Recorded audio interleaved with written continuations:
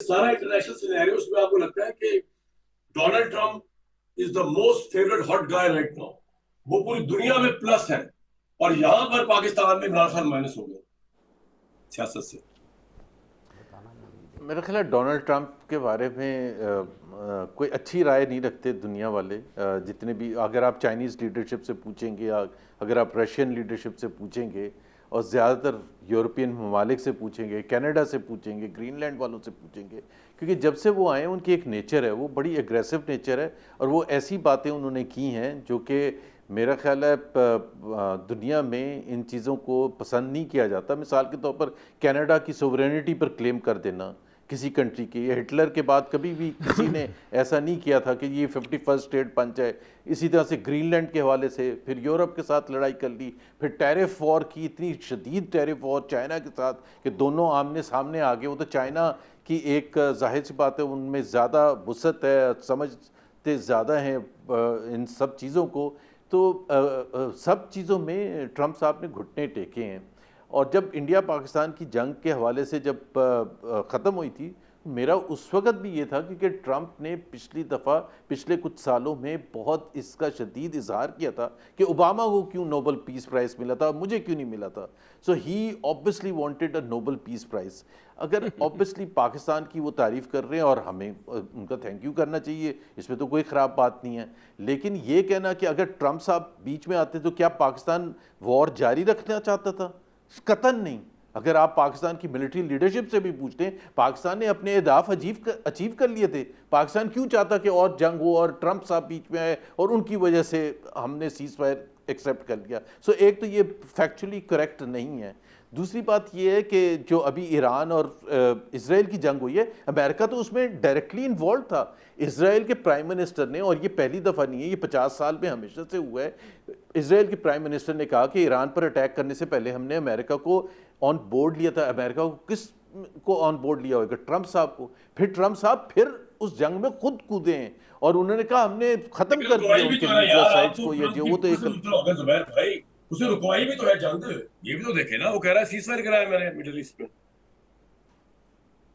اب یہ اسرائیل اور ایران کیا یہ کہہ رہے ہیں کہ ٹرمپ کی وجہ سے ہم نے سیز فائر کیا؟ دیٹ از دا کوسچن نا. ٹرمپ صاحب جو مرضی بولتے رہے، کیا اسرائیل اور ایران کی اس چیز کو ایگری کر رہے ہیں؟ نہ ایران نے کہا کہ ہم نے ٹرمپ کی وجہ سے سیز فائر کیا ہے، نہ ہی اسرائیل نے کہا ہے. اور وہ تو خود شامل تھے، خود انہوں نے جنگ میں حصہ لیا ہے اور اسرائیل کی پشت پناہی کرتے رہے ہیں. And Trump is not a good example. جو غازہ میں ہوا ہے، جو جینوسائیڈ ہوا ہے اور جاری ہے، اس میں ٹرمپ از ڈائریکٹلی انوالوڈ. سو ہم اس کو ایک ہلکا ہاتھ نہیں رکھ سکتے جسٹ بیکاز وہ پاکستان کی تعریف کریں. ہمیں بالکل شکریہ ادا کرنا چاہیے، لڑنا نہیں چاہیے ان سے، لیکن let's not over state the fact کہ ٹرمپ از معصوم. جو انہوں نے غازہ میں کیا، جو انہوں نے لیبنان میں کیا، جو انہوں نے یمن میں کیا، مجھے نہیں پتا آپ کے جذبات سیریا ہرٹ میں ہو کیا، گئے، یہ ہرٹ اس نہیں ہو رہے. میری بات سنیں، جو میں آپ کو بات کر رہا ہوں نہیں میرے جذبات یہ نہیں، میں جو بات کر میرے رہا ہوں، جو لوگ جی سوچ رہے تھے کہ ٹرمپ آئے گا اور عمران خان رہا ہو، اس کے برعکس ہوا. ہاں جس کو عمران خان وہ اپنا دشمن سمجھتا ہے جی بالکل. ان کو ٹرمپ نے وزیرائی بھی دی، ان سے ٹرمپ متاثر بھی ہے، ان سے ٹرمپ مشورے بھی لے رہا ہے. مطلب پاکستان کے آرمی چیف کی بات ہو رہی ہے.